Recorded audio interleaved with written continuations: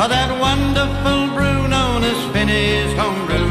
The people up yonder are trying it too, but their feathers all ruffled and the halos askew. Hallelujah, hallelujah, Finney's homebrew, for that wonderful brew. Happy Homebrew Wednesday, everybody. It's Finney here from Emporium Brewing, and today, you can probably see behind me, we had a little bit of an accident when we started brewing. So I went to move my table, and where is it? You can see there seems to be a wheel missing there, which is over there somewhere now. And so yeah, I went to move the whole table and everything, and it tipped because the wheel fell off. And this was pretty much full of water, so that's probably weighs about 200 kilo when it had all the water in it, so it went bush.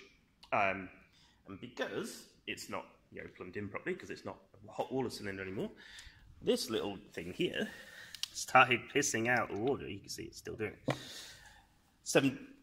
72 degree water, to be precise. So as you can see, the water went bloody everywhere. Definitely there's a slope that way, because most of it was pooling here and going that way, but I managed to mop most out the door, but the only bloody thing I had to do was this teeny tiny brush. Wanted to give him for a squeegee. So, yeah, what can you do? But it's okay. I think I can still brew today. I was only doing a 30-litre batch of a beer called Angry Sky, which is one of our commercial beers, which is going to be dry hopped with fresh hops.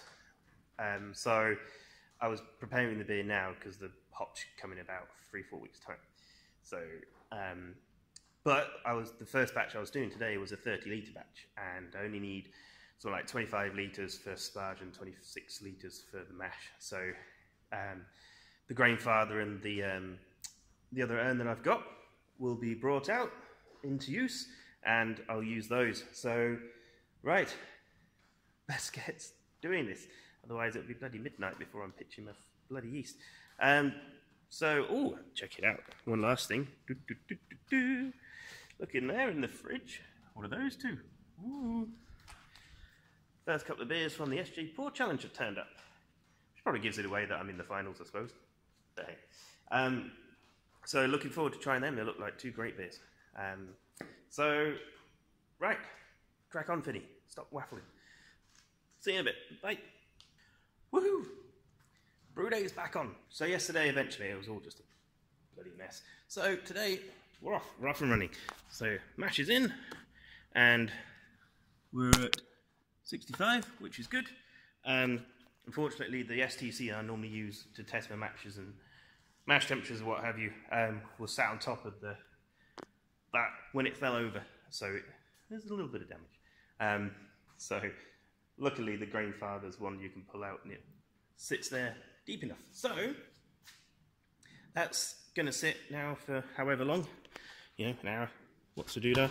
We'll refill the Grainfather for the sparge water, and we'll crack on with the brew. So Angry Sky. Oh, that was an SJ Pour entry from 3 years ago? 2 years ago, 3 years ago, 3 iterations ago. And originally I used Amarillo and El Dorado, but when it came to rebrewing it for commercial size, we couldn't get those hops, obviously, because we don't contract at that time. So we used a New Zealand hops. So we've got Nelson Sauvin, Styrian Goldings, Kohatu and Waiti in it.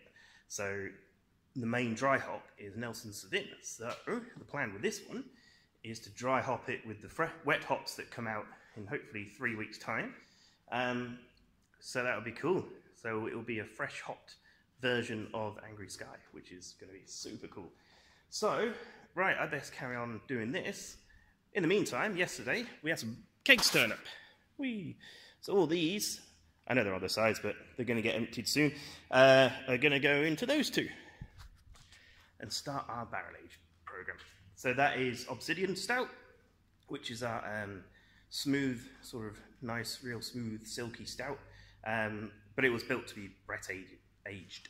So final gravity was 1024 on that, 1024, 26, something like that. So plenty of food for the bugs to chew on. And get a nice Brett character on top, so that's going to be so cool. I'm looking forward to that. So, right, on with the rest of the brew day. Well, it seems this brew day is doomed. So, you might not be able to tell, but it's very quiet around here at the moment. Because there's been a power cut. So, the sparge wall that was in my grandfather is now, you know, stone cold. And it's half an hour since we mashed in. So we are handballing it into the kettle. We'll heat it in the kettle, chuck it back into the grain fire, or chuck it somewhere, so I can then sparge with it, or just get it heated up, ready to go, and hopefully the power comes back on in the meantime, so I can then just pump it out of the grain fire again afterwards. It's all a fucking palaver, isn't it? So very much a doomed brew day, this one. What I do to you, you guys, so you can have some delicious beer to try. Right, we'll crack on, and hopefully when I next see you, we'll have wort in the kettle, and we'll have power on, and it'll be smooth sailing. You never know. So we're now just cooling, coming out into the pump, back up and in, and we're trying to get a bit of a whirlpool. But because it's just got an angle coming down, it's not moving it around, it's like forcing it in. So I think I'm going to have to get an elbow so it can just drop in, and the elbow just sends it left, and it creates the whirlpool. So it's cooling down, it's pretty much there, I think, by the feels of it. And what I'll do, once it's cool, I'll take the chiller out, get the spoon, give it a good old stir, and that'll then hopefully move a lot of the hops away from the output, because I didn't put the bazooka screen in because it just clogs way too easy. So I thought I'd try it this way instead. And the good thing is, we've got a conical fermenter, so if hop does settle, we can just go open the bottom bit, or out it goes, and we're good and gravy. So while that was going on, the guys that were doing the cold room turned up. So what was a wall of stuff earlier has now changed. So as you can see, there's 4 that are in place. They've been taken off and put back in, and then these guys are just sat ready to be sorted on Monday. So the roof bits are here, and this, I don't know if you can see, back there somewhere behind the kettle, there's 3 more panels, so I've got to grab those out over the weekend, and then these guys are coming back Monday, and they'll be installing the rest of it. So that'd be good. We'll have a room.